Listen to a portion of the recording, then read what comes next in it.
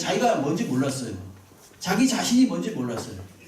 근데 사춘기가 되니까 뭔지를 아는 거예요. 자기가 사람인 줄 아는 거예요. 예? 이제까지도 사람이었지요, 사실은. 근데 청소년기가 되니까 자기 인식이 딱 생기니까 아, 내가 사람이구나. 주체성을 가진 사람이구나. 근데 그전에도 사람이었었거든요, 사실. 그렇죠. 근데 요때 인식이 확 전환이 되는 거죠. 청소년기. 그래서 막 고민을 하게 되고 뭐 인생이란 무엇인가, 뭐 사람이란 무엇인가 이러면서 고민을 하게 되는 거죠. 사람의 어떤 과정에도 그런 게 있듯이 영적인 과정이 반드시 있습니다. 이걸 거듭남의 과정이라고 그러는데 이제까지 내가 그저 종교적으로 교회를 다니고 그저 찬양을 하고 또는 기도도 하고 모임에도 참석하고 했지만 마음속에 예수를 주님으로 믿지 않았어요. 그냥 종교인이었습니다. 신앙인이 아니라 종교인이었어요. 니고데모가 바로 그랬다니까요. 니고데모 훌륭한 신앙 지도자였습니다. 종교 지도자였습니다. 그럼에도 불구하고 그에게는 거듭남이라는 게 없었습니다. 다시 하늘나라 백성으로 새롭게 태어나는 경험이 그에게 없었다는 거예요. 분명히 말씀드리지만 이 경험이 없이는 주님을 믿지 않고는 천국에 갈 수가 없습니다. 오늘 예수께서 말씀하셨잖아요. 내가 하나님 나라에 들어가려면 거듭나야 하리라. 분명히 니고데모에게 그렇게 말했어요. 거듭난다는 이야기는 무엇인가 다른 말로 말하면 예수를 믿어야 된다. 인격적인 주님으로 받아들여야 된다. 이런 말이죠. 내가 생명의 떡으로 왔으니 나를 먹으라. 이 말은 생명의 주님을 믿으라 이런 뜻입니다. 그리고 하나님의 백성이 되라 이런 뜻이지요. 다시 보충해서 말씀드리면 보통 자식들은 부모의 사랑을 입고 자랍니까? 먹고 자랍니까? 먹고 자란다 그러죠. 보통 그런 말 하죠. 근데 곰곰이 생각해보면 이 말도 약간 이상하지 않습니까? 사랑이 무슨 떡도 아닌데 뭘 먹습니까? 이 사랑을 먹고 자란다는 의미는 무엇인가 하면 많은 것들이 그 속에 내포되어 있는 거죠. 부모님께서 주시는 가르침, 부모님께서 실제로 지원해 주시는 양식, 또는 부모님이 기도해 주는 기독교회 같은 기도, 이런 것들을 통틀어서 부모님의 사랑이다 이렇게 말해요. 그래서 자녀는 부모의 사랑을 먹고 자라는 것입니다. 네? 먹고 자라는 걸 먹는다고 해요. 그것을. 시편 37편 3절에 보게 되면 이런 말씀이 있습니다. 여호와를 의뢰하고 선을 행하라. 땅에 머무는 동안 그의 성실을 먹을거리로 삼을지어다. 이렇게 말합니다. 저기도 이상한 말이 나오죠. 성실이고 먹는 겁니까? 아니잖아요. 근데 성실을 먹을거리로 삼으라. 이 말씀은 무슨 뜻인가? 성실하신 하나님을 믿으라 이런 뜻입니다. 성실하신 하나님, 신실하신, 영원토록 신실하신 하나님을 믿고 의지하라. 그럴 때 바로 그것이 그에게 생명의 양식이 된다 이런 뜻이죠. 네? 그러니까 먹는다는 것은 오늘 예수께서 나는 생명의 떡이니 나를 먹어라. 이 말은 무슨 뜻인가 하면 물질적인 것을 말하는 것이 아니라 영적인 것을 말하는 것입니다. 이 요한복음 또 아까 3장을 봤는데 4장에 보면 무슨 내용이 나오냐면은 4장 32절로 34절에 보게 되면 수가성에 가서 그 우물가의 여인하고 이야기할 때 이런 내용이 나옵니다. 이제 배가 고팠어요. 다른 제자들이 시장했습니다. 근데 예수님도 배고프시겠다 이러면서 이제 예수님께 배고프시죠? 뭐 이렇게 물어보는 거죠. 그러니까 예수께서 뭐라 그러시냐면 이르시되 내게는 너희가 알지 못하는 먹을 양식이 있느니라. 예수님 뭐 살짝 숨겨놓으셨나? 이렇게 생각할 수 있겠지만 그게 아니라는 걸 알 수 있어요. 33절에 제자들이 서로 말하되 누가 잡수실 것을 갖다 드렸나? 그들이 생각하는 수준이 이거예요. 예수님은 나는 먹을 양식이 따로 있다고 말씀하셨을 때 그 먹는다는 의미가 뭔지 몰랐다는 겁니다. 그 양식이 뭔지 모르는 거예요. 그러면서 그냥 일상적인 생각 방식으로 똑같은 방식으로 뭐라는 먹을 거 누가 갖다 드렸나? 이렇게 말한 거예요. 자, 34절을 보세요. 자, 한번 읽어볼까요? 같이 읽겠습니다. 시작. 예수께서 이르시되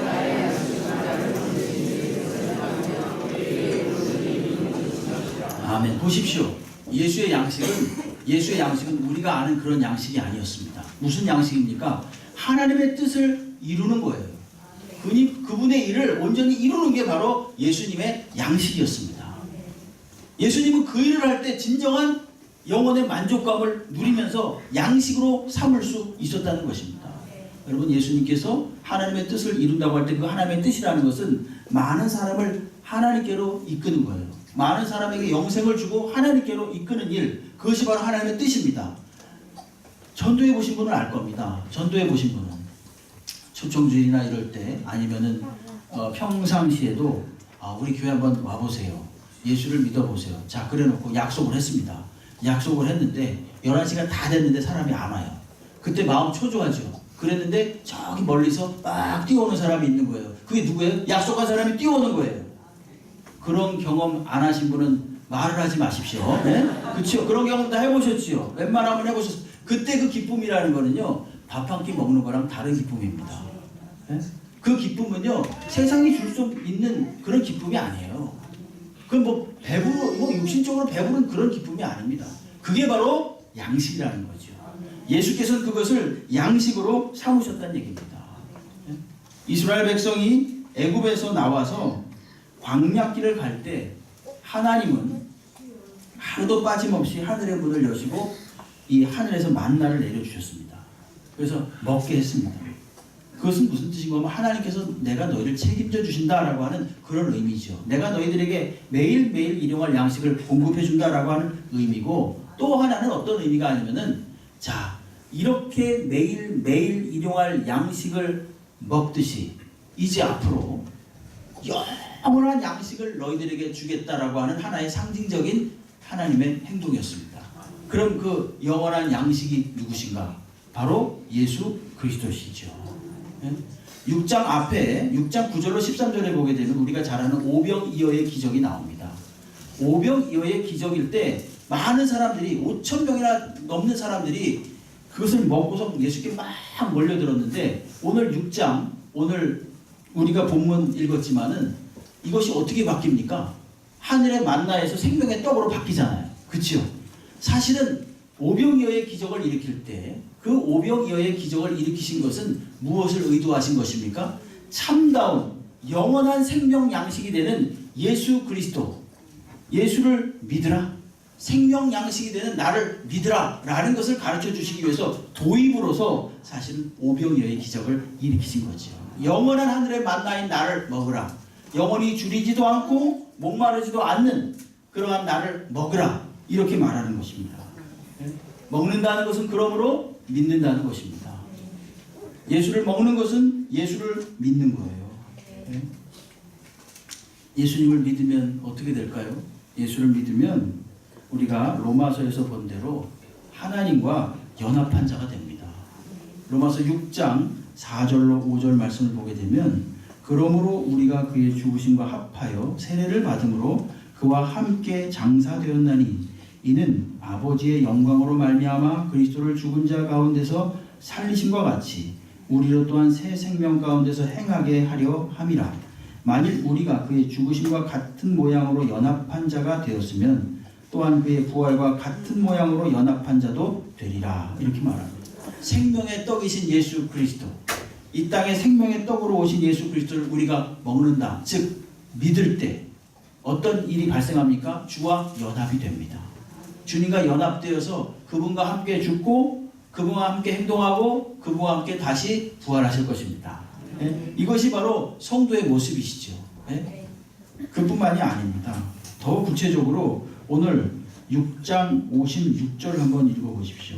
6장 56절, 우리가 예수를 믿을 때 어떤 일이 발생하는지 56절 같이 읽어보겠습니다. 내 살을 먹고 내 피를 마시는 자는 내 안에 거하고 나도 그의 안에 거한다. 아멘. 주님이 내 안에, 내가 주님 안에 거하게 됩니다. 주님 그냥 거기 계십시오. 더 이상 내 인생에 간섭하지 마십시오. 여기까지만 간섭해 주십시오. 이제 그런 일이 발생하지 않는 거예요. 종교적으로 예수를 아는 게 아니라 인격적으로 예수를 알고 그분이 내 안에, 내가 그분 안에 있는 거예요. 그럼 어떻게 되는지 아십니까? 요한복음 15장 7절에 이렇게 말하고 있습니다. 너희가 내 안에 거하고 내 말이 너희 안에 거하면 무엇이든지 원하는 대로 구하라, 그리하면 이루리라. 예. 그러니까 생명의 양식, 이 생명의 떡이신 예수 그리스도 우리가 먹을 때, 즉 믿을 때 예수와의 연합이 일어나게 되고 그분이 내 안에, 내가 그분 안에 거하게 되고, 그 다음에 우리가 구하는 것, 원하는 것을 하나님께 구할 때 구하라, 그리하면 이루리라 분명히 말씀하셨습니다. 이것이 바로 생명 양식인 예수를 먹을 때 일어나는 현상입니다. 그리고 더 있습니다. 그것보다 더 있습니다. 그게 무엇인가? 에베소서 3장 20절 말씀입니다. 우리 한번 같이 읽어보겠습니다. 시작. 우리 가운데서 역사하시는 능력대로 우리가 구하거나 생각하는 모든 것에 더 넘치도록 능히 하실 이에게. 아멘. 이렇게 말하고 있습니다. 여러분, 함께 하는 것, 구하는 대로 주는 것, 거기까지도 너무너무 좋은 것인데 어떻게 합니까? 우리가 생각하는 것, 구하는 것 더 이상으로 넘치도록 능히 하신다. 이렇게 말하고 있습니다. 이 성탄의 계절에 사랑하는 귀한 예수 그리스도를 마음속에 굳게 믿고 그분과 연합되어져서 그분이 내 안에 내가 그분 안에 거하고 그분께 구할 때 우리 주님께서 넉넉히 기도의 응답으로 부어주실 것입니다. 그뿐만이 아니라 우리가 기도하지 않았던 것들, 생각하는 거나 구하지 않았던 것들조차도 우리 주님께서 넉넉하게 부어주실 것입니다. 이것이 바로 성탄의 참 의미입니다. 예수께서 생명의 떡으로 오셨고 생명의 떡을 먹으라는 것이 바로 이 성탄의 참다운 의미입니다. 예수께서 오신 이유는 바로 당신을 이렇게 십자가에서 다 주시고 그래서 이스라엘을 위로하고 예루살렘을 속량하기 위해서 오셨다는 것. 인류의 떡으로서 우리를 위해서 오셨다는 것입니다. 수차례 말씀드렸지만 예수께서 어디서 나셨습니까? 베들레헴에서 나셨죠. 그렇죠? 유대 땅 베들레헴. 예. 보통 우리가 나사렛 예수 이렇게 말을 하는데 나사렛 예수라는 것은 나사렛에서 주로 활동을 하셨다 이런 뜻입니다. 베들레헴에서 나셨습니다. 거기서 출생을 하셨고 베틀은 집이란 뜻이고 레헴은 떡이란 뜻이라고 그랬죠. 떡집에서 인류의 떡이신 예수가 나신 것입니다. 예. 벳엘 그러면 하나님의 집, 벳아니 즉 베다니 이것은 가난한 자의 집 이런 뜻인데 벳은 집이고 레헴은 떡이니까 떡집에서 인류의 떡이신 예수 그리스도가 나셔서 오늘 우리를 영생으로 인도하시는 것입니다. 베들레헴을 묵상할 때 성탄절을 묵상할 때 나에게 떡으로 오신 구주 예수 그리스도를 날마다 이 성탄의 계절을 묵상하면서 감사하면서 기뻐하게 되기를 바랍니다. 사실은 이것으로 마치려고 했는데 한 가지 이 말씀과 연관되어서 제가 수년 전에 성경을 읽다가 너무 은혜 받은 내용이 있어서 좀 나누고 마치겠습니다. 예수께서 오셔가지고 행했던 모든 그 일하시는 그 방식들을 가만히 보시게 되면요, 이게 뭐 정복하거나 공격하거나 그런 방식이 아니에요.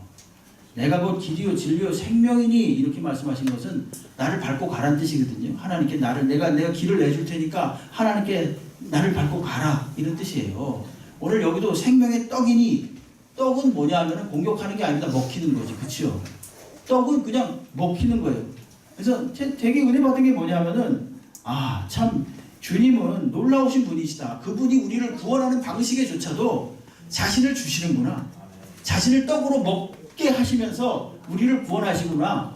거기에 굉장히 은혜를 받았는데 그거랑 연관지어서 요한복음 21장에 보게 되면 이 예수께서 이 땅에 오셔서 마지막으로 이제 부활하셔가지고 하늘나라 올라가시기 전에 하셨던 일이 나오는데 그게 뭐냐면 제자들을 만나는 일이었거든요. 갈릴리 호숫가에서. 근데 21장 7절로 13절에 보게 되면 이런 말씀이 나옵니다. 예수께서 사랑하시는 그 제자 베드로에게 이르되 주님이시라 하니 시몬 베드로가 벗고 있다가 주님이라 하는 말을 듣고 겉옷을 두른 후에 바다로 뛰어내리더라. 다른 사람들은 육지에서 거리가 불과 한 50칸쯤 되므로 작은 배를 타고 물고기 든 그물을 끌고 와서 육지에 올라 보니 숯불이 있는데 그 위에 생선이 놓였고 떡도 있더라. 누가 갖다 놨겠습니까? 예수께서 갖다 놓으신 거예요. 예수께서는 말입니다. 승천하시기 전에도 오시면서 자기 자신을 생명의 떡으로 먹으라 이랬고 마지막으로 하늘나라 가시기 직전에도 숯불 위에다가 떡하고 생선 갖다 놓으시고 먹으라고 해요. 그럼 잘 보십시오. 다른 제자들은 육지에서 거리가 불과 한 50칸쯤 되므로 작은 배를 타고 물고기 든 그물을 끌고 와서 육지에 올라보니 숯불이 있는데 그 위에 생선이 놓였고 떡도 있었다 그랬습니다. 그 다음 여기 보니까 예수께서 이르시되 지금 잡은 생선을 좀 가져오라 하시니 시몬 베드로가 올라가서 그물을 육지에 끌어올리니 가득히 찬 큰 물고기가 153마리라 이같이 많으나 그물이 찢어지지 아니하였더라. 그다음 예수께서 이르시되, 이 말씀이 전 은혜 받았어요. 사실은 이걸 말씀드리기 위함이었어요. 이르시되 와서 조반을 먹으라. 하나도 감동이 안 오는 것 같아요. 저는 너무나 은혜 받았어요. 야, 이 먹는 얘기인데 이게 사실은. 근데 예수께서 마지막으로 하신 일도, 오실 때도 생명 양식으로 오셨으면서 가실 때도 제자들을 위해서 다 마련해놓고 이거 먹어라 이렇게 말씀하신다는 거예요. 참 그때 얼마나 감동이 됐는지 몰라요. 그래서 13절 보니까 예수께서 가셔서 떡을 가져다가 그들에게 주시고 생선도 그와 같이 하시니라 이렇게 말해요. 예수님은 주시는 분이십니다. 자신을 생명의 떡으로 주시고 마지막으로 그가 갈릴리 바닷가에서 이 제자들을 모아놓고 야, 이거 먹어라. 계속 우리를 먹여주시는 분이죠. 아주 위력을 가지고 막 우리를 협박하거나 우리를 정복하거나 그러지 않습니다. 우리를 구원하시는 방식에서도요, 얼마나 자기 자신을 주시는 방식으로 우리를 구원했다는 사실을 이 성탄절 우리가 좀 묵상하면서 감사하며 기뻐할 수 있는 그런 절기가 되기를 주의 이름으로 축원합니다. 기도하겠습니다. 하나님 아버지, 생명의 떡으로 이 땅에 오셔서 우리를 위로해